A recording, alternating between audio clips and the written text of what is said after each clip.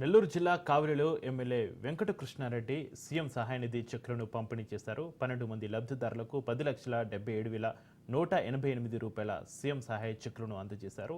కూటమి ప్రభుత్వం అధికారంలోకి వచ్చిన 6 నెలల కాలం 86 లక్షల మందికి సీఎం సహాయ నిధి చెక్కులు అందజేశామన్నారు. బీద మస్తాన్ రావు టీడీపీలో చేరడం, రాజ్యసభకు ఎంపిక కావడం హర్షించదగ్గ పరిణామం అన్నారు. నియోజకవర్గ అభివృద్ధికి బీదతో కలిసి ముందుకు సాగుతామని ఎమ్మెల్యే తెలిపారు.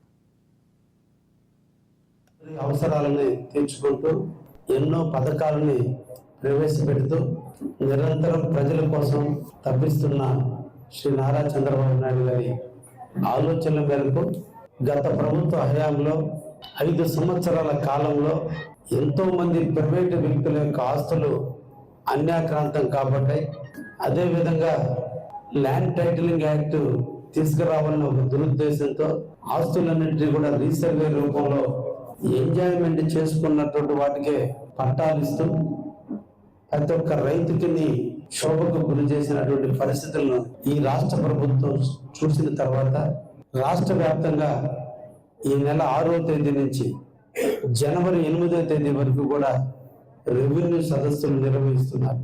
ఈ సందర్భంగా కావలి నియోజకవర్గ రైతాంగాన్ని మీ ద్వారా కోరుకునేది, ప్రతి గ్రామంలోనూ రెవెన్యూ సదస్సు నడుస్తుంది.